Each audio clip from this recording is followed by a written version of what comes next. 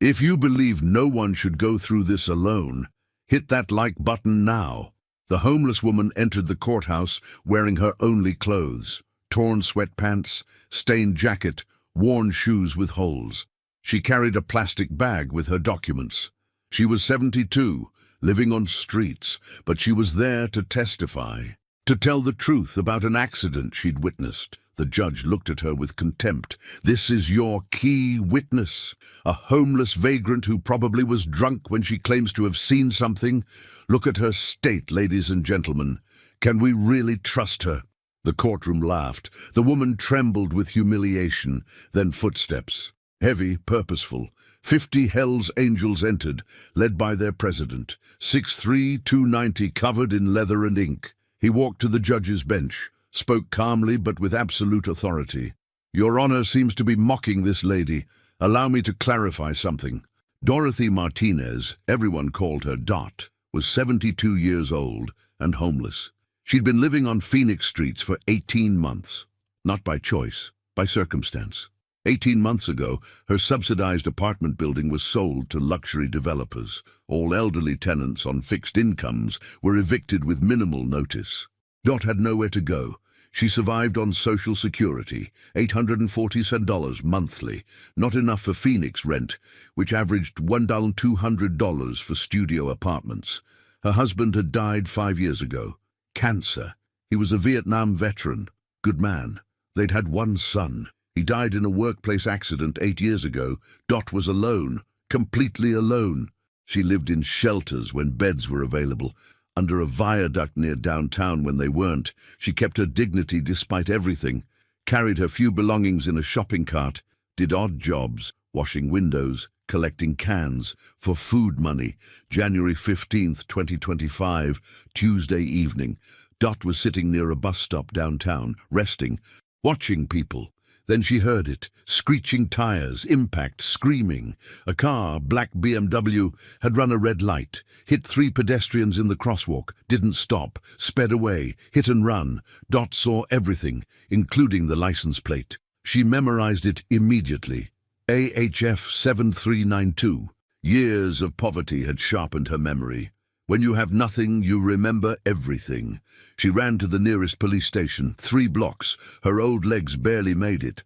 Officer, I witnessed hit and run. 3 people hit. Black BMW, license plate AHF 7392. The desk sergeant looked at her. Homeless woman, dirty clothes, shopping cart outside. Ma'am, were you drinking, using drugs?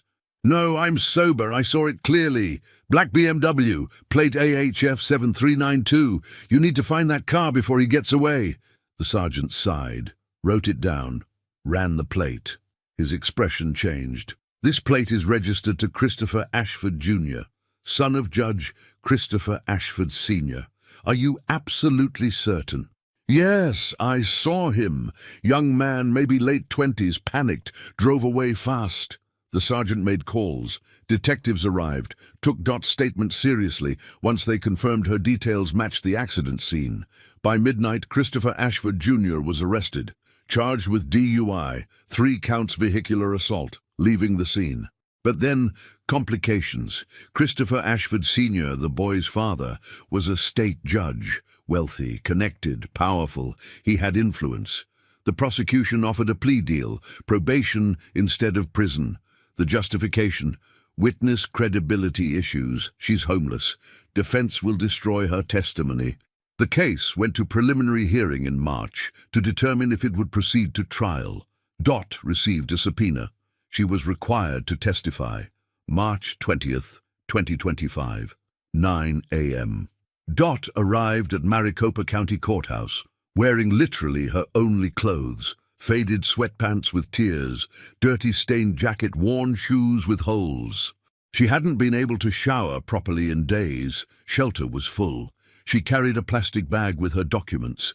She looked homeless, because she was, but she was there to tell the truth. The hearing was in Courtroom 4B, Judge Christopher Ashford Sr. presiding.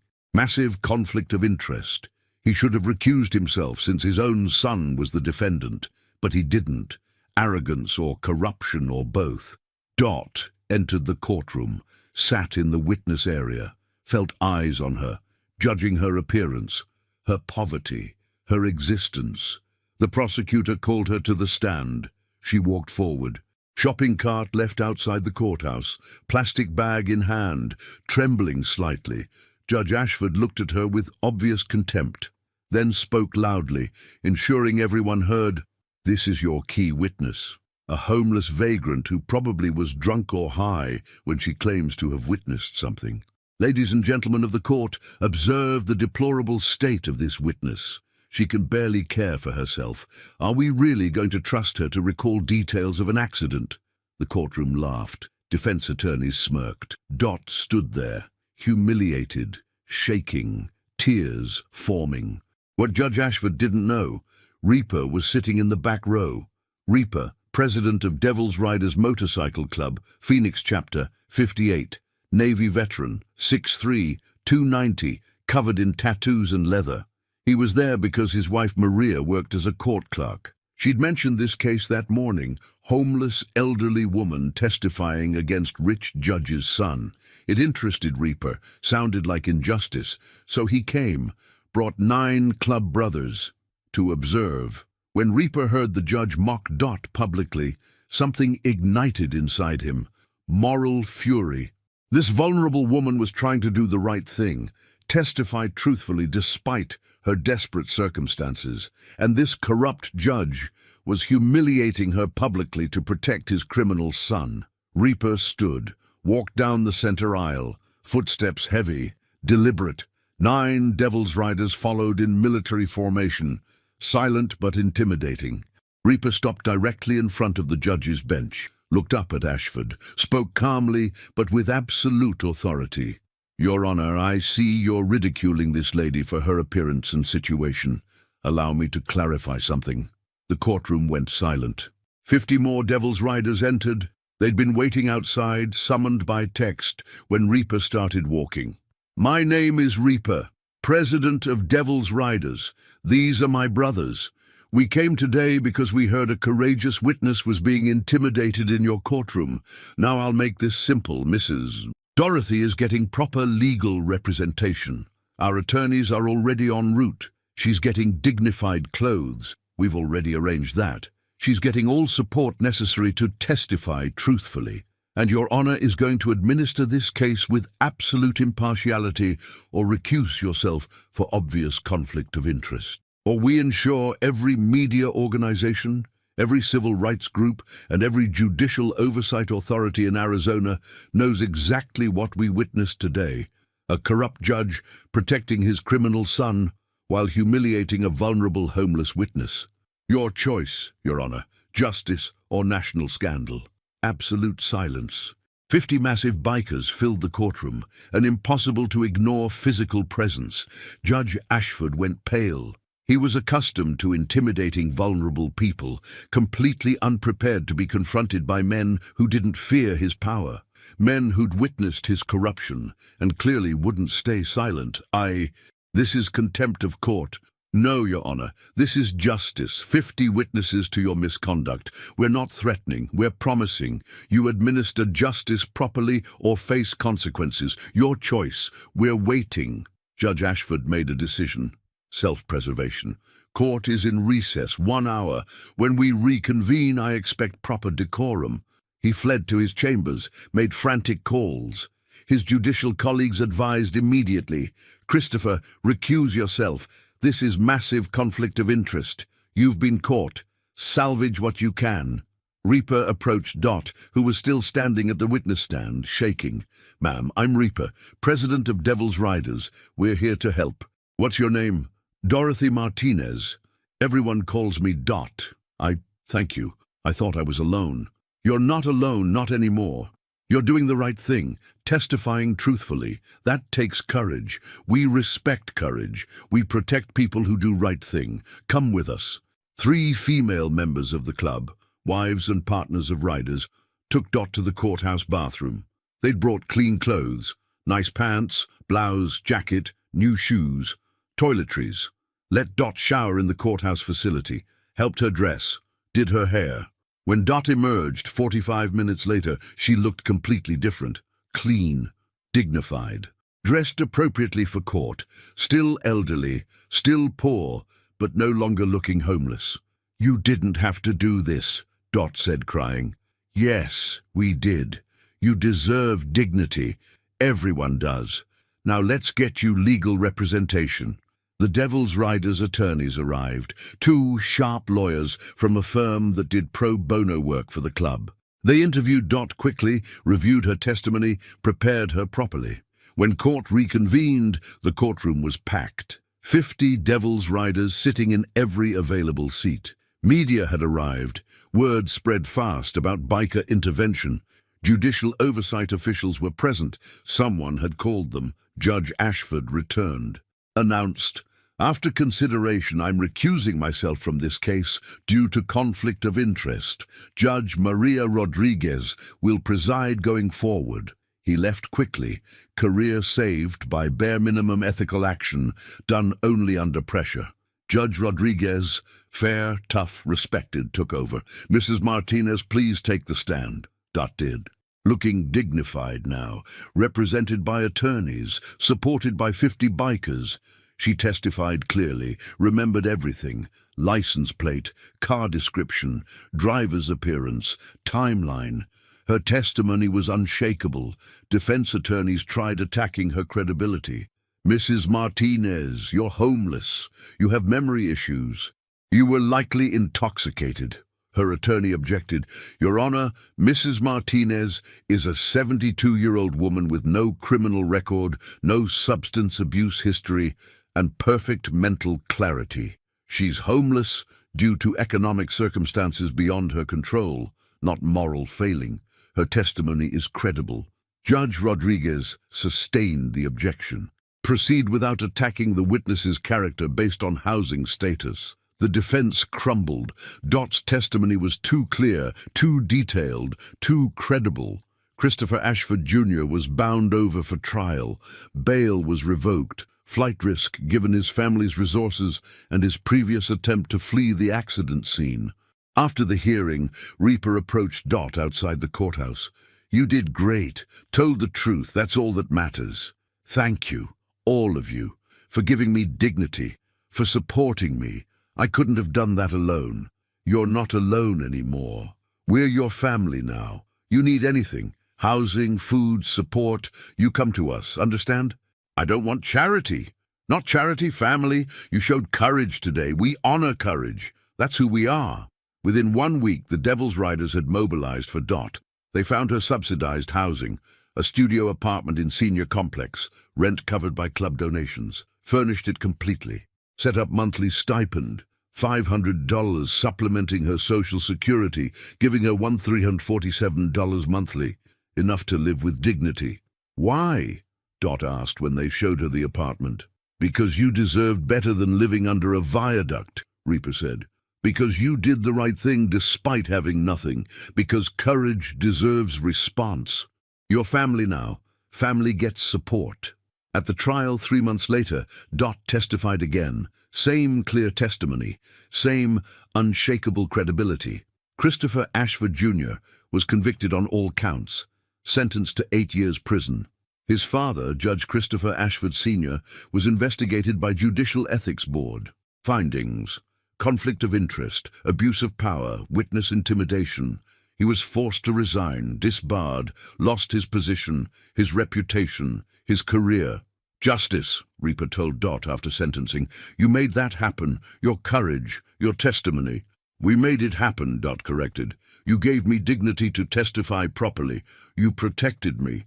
This is our justice." At 1 year after the courthouse intervention, Dot was thriving, living in her apartment, attending senior center activities, making friends, volunteering at homeless shelter, helping others like she'd been helped.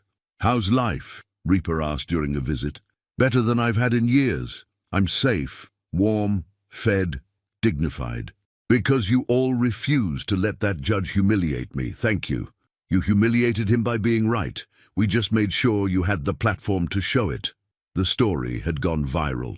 Homeless woman defended by 50 bikers against corrupt judge. National coverage. The video, someone had recorded Reaper's courtroom intervention on phone. had 50 million views. Comments were overwhelmingly supportive. This is what justice looks like. The Hell's Angels are heroes.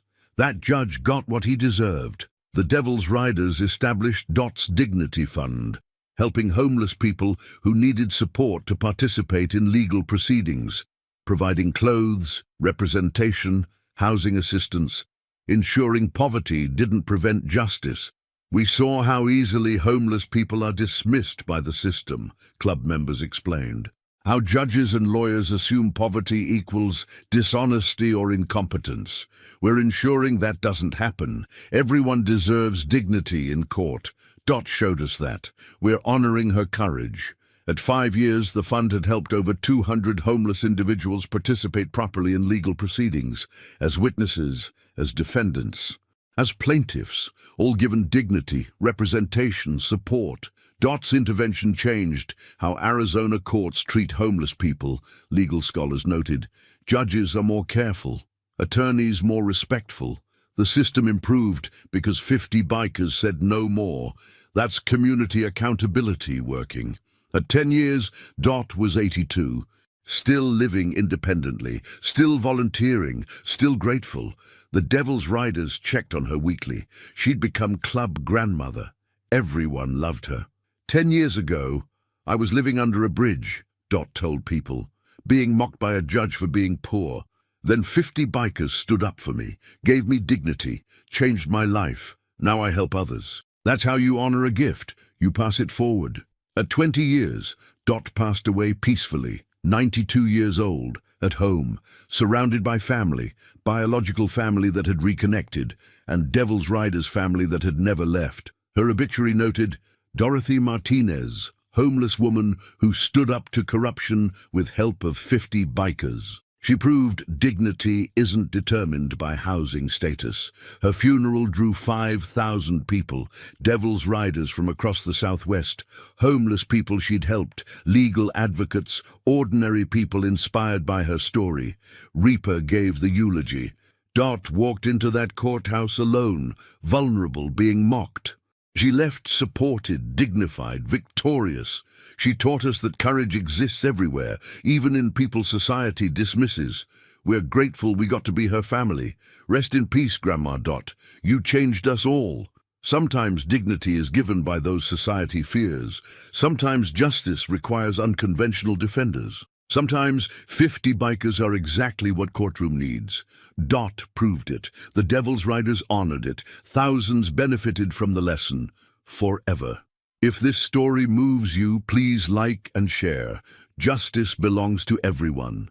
Though at 30 years after Dot's courageous courthouse testimony and the Devil's Riders' intervention, the impact of that single moment had rippled far beyond one elderly woman's vindication.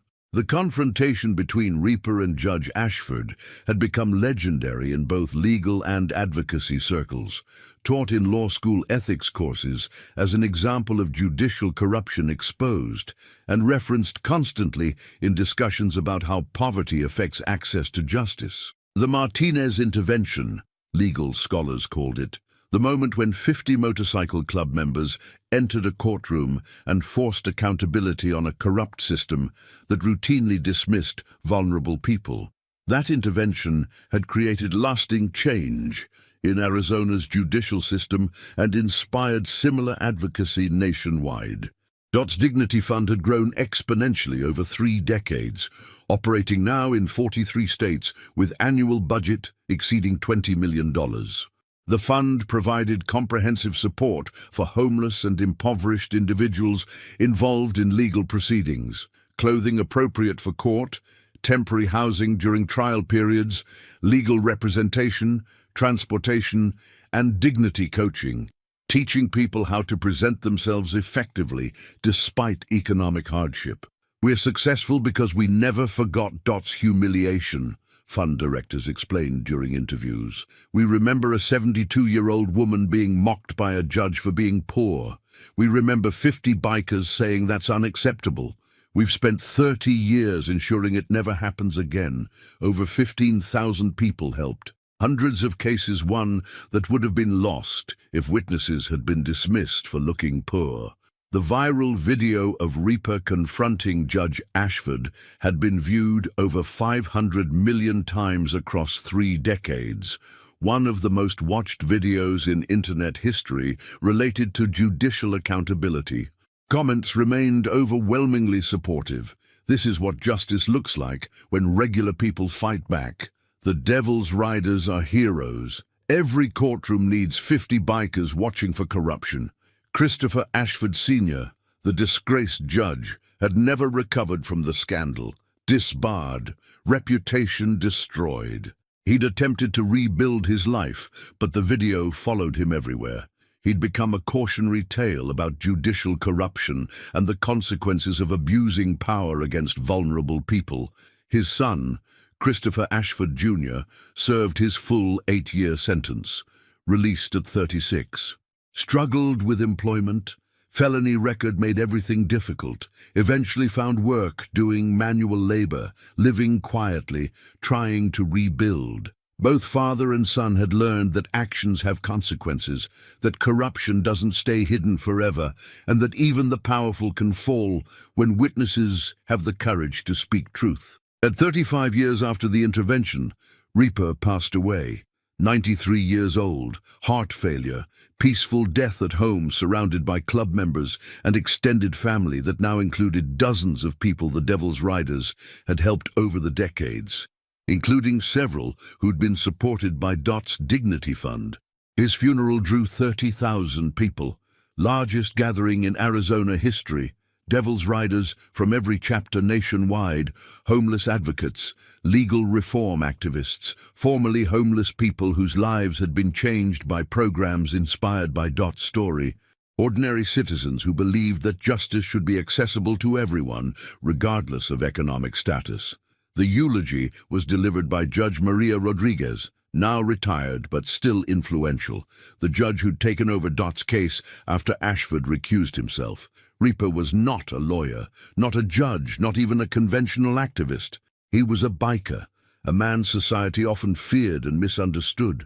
But when he saw injustice in my courtroom 35 years ago, he acted. 50 men stood up and said no more. They gave Dorothy Martinez the dignity to testify truthfully. They exposed corruption. They forced accountability. That's what heroes do. They act when others stay silent. Reaper was a hero. We honor him by continuing the work he started. 30,000 people stood in silent tribute, understanding they were honoring not just one man but a principle, that justice requires action, that corruption must be confronted, and that sometimes unconventional defenders are exactly what society needs. At 40 years, the 40th anniversary of Dot's courthouse testimony was marked with major commemorative events across Arizona. The original Courtroom 4B had been renamed Martinez Dignity Courtroom, a permanent reminder that every person deserves respect regardless of economic status. A bronze plaque outside read, "Here, Dorothy Martinez testified with courage. Here, 50 Devil's Riders defended dignity. Here, justice prevailed over corruption. Remember, poverty is not crime. Homelessness is not dishonesty. Everyone deserves respect." The commemoration drew 20,000 attendees, speeches from legal reformers, performances honoring Dot and Reaper, announcements of new programs expanding access to justice for impoverished populations. 40 years ago, a corrupt judge mocked a homeless woman in this building, speakers declared. 50 bikers said that was unacceptable. That moment changed how Arizona and eventually America treats poor people in courtrooms. We've helped tens of thousands since then. We've trained thousands of lawyers in dignity-based advocacy. We've changed laws in 30 states protecting vulnerable witnesses. All because one woman was brave and 50 men defended her courage. Udine, at 75 years after that courthouse confrontation, both Dot and Reaper were long gone. Dot at 92, Reaper at 93. But their story remained culturally powerful, referenced constantly in discussions about judicial reform, witness protection, and the role of community accountability in legal systems. The Martinez Standard, it was called in legal circles, The principle that judges must treat all witnesses with equal dignity regardless of economic status, housing situation, or appearance. Violations of the Martinez Standard had become grounds for judicial discipline in 47 states. Hundreds of judges had been sanctioned or removed for treating poor witnesses with contempt or mockery. The video of Reaper's intervention was now archived in the Library of Congress as historically significant documentation of grassroots judicial accountability. It was studied in law schools, sociology courses, and community organizing programs as an example of how ordinary people, even people society fears, can force systemic change when they refuse to accept injustice. DOT's Dignity Fund had evolved into the Martinez Legal Justice Network, international organization operating in 60 countries. Budget exceeding $500 million annually. Over 200,000 people helped across 75 years. The network provided comprehensive support, ensuring poverty never prevented someone from participating effectively in legal proceedings. DOT showed us that poor people have truth and courage, just like wealthy people, network directors explained. But they need support to present that truth effectively. We provide that support. We ensure Martinez Standard is lived, not just talked about. That's DOT and Reaper's legacy through us. The Devil's Riders had been permanently transformed by DOT's story and their response to it. Once feared outlaw club, now internationally respected justice advocacy organization. They maintained partnerships with legal aid societies in 90 cities. They trained members in courtroom observation, attending trials to ensure judges treated poor witnesses with dignity. They funded legal clinics. They were an essential component of justice reform movements. DOT changed us forever, members explained. Before her, we were bikers protecting bikers. After her, we became defenders of anyone facing injustice. That's our identity now. That's our purpose, because of one woman's courage and one president's decision to defend her dignity. At 100 years, the centennial of DOT's testimony was a global event. Representatives from every nation where Martinez Legal Justice Network operated attended ceremonies in Phoenix. 50,000 people gathered at the renamed Martinez Justice Center, formerly Maricopa County Courthouse, now dedicated entirely to providing dignified legal services for impoverished populations. 100 years ago, Dorothy Martinez walked into a courtroom wearing torn clothes, speakers declared. A corrupt judge mocked her. 50 bikers said that was unacceptable. That moment created a century of ensuring poor people get justice. We've helped over 5 million people globally. We've changed laws in 150 countries. We've proven that poverty doesn't equal dishonesty, that homelessness doesn't equal unreliability, that dignity belongs to everyone.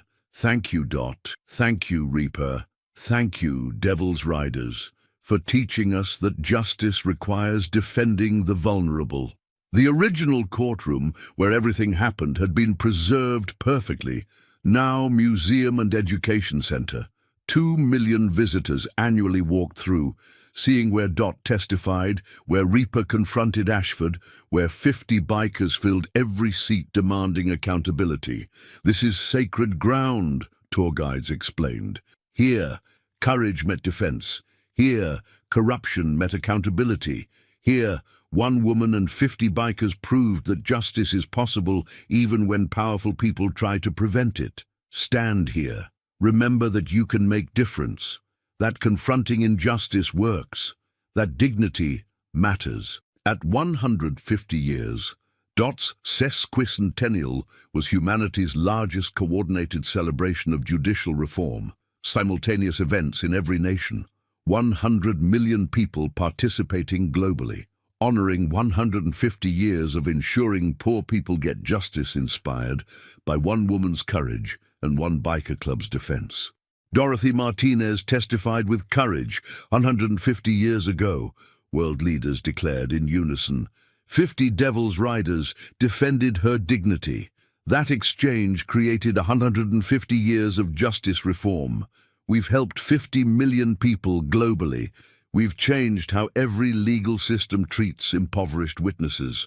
We've proven that dignity is non-negotiable. That's Dot and Reaper's permanent gift to humanity. 200 years after Dot walked into that courthouse, her story had become foundational mythology in global justice systems.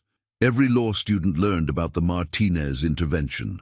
Every judge was trained in the Martinez standard. Every legal system had adopted protocols, ensuring poverty never prevented effective participation in justice proceedings.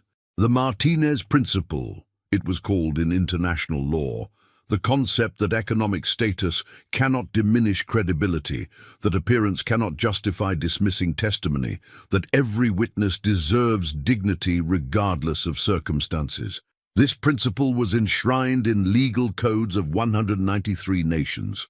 Violations resulted in immediate judicial removal. The Martinez Legal Justice Network operated universally now. Every nation, every community, annual budget exceeding $50 billion globally, over 500 million people helped across 2 centuries. Results were undeniable. Conviction rates for crimes with impoverished witnesses had increased 70% since Martinez standard implementation. Poor people finally had equal access to justice. The Devil's Riders, now 50th generation since Reaper, continued their justice advocacy mission globally. 100,000 members across 6 continents, all trained in courtroom observation, witness support, and confronting judicial corruption. They'd become respected partners to legal systems worldwide. "We'll never forget Dot," members said. 2 centuries ago, she walked into a courtroom and was mocked for being poor. Our founders said that's unacceptable. That response created 2 centuries of ensuring it never happens again. That's our purpose, forever. Dot's lesson endures. Courage means testifying truthfully despite having nothing. Dignity belongs to everyone. Poverty doesn't equal dishonesty. Reaper's lesson endures. Confronting corruption works. Defending vulnerable people is everyone's duty. Sometimes 50 bikers are exactly what justice needs. Together, they proved that 1 courageous woman and 50 defensive bikers can change how humanity administers justice. 200 years, 500 million people helped, global justice transformed. All because homeless woman testified and bikers defended her dignity. That's the power of courage meeting defense. That's the miracle of confronting corruption. That's the legacy that never dies. Thank you, Dot, for being brave when ridiculed, for testifying despite humiliation, for showing us courage has no address. Thank you, Reaper and Devil's Riders, for defending dignity, for confronting corruption, for teaching us justice requires action. The lesson lives forever. Defend the vulnerable. Confront corruption. Everyone deserves dignity. Never mock poverty. Never dismiss poor witnesses. Never let corruption go unchallenged. Because Dot testified. Because Reaper defended. Because 50 bikers demanded justice. 500 million people got it forever. That's the truth. That's the power. That's the legacy. Defend, confront, ensure dignity. Always.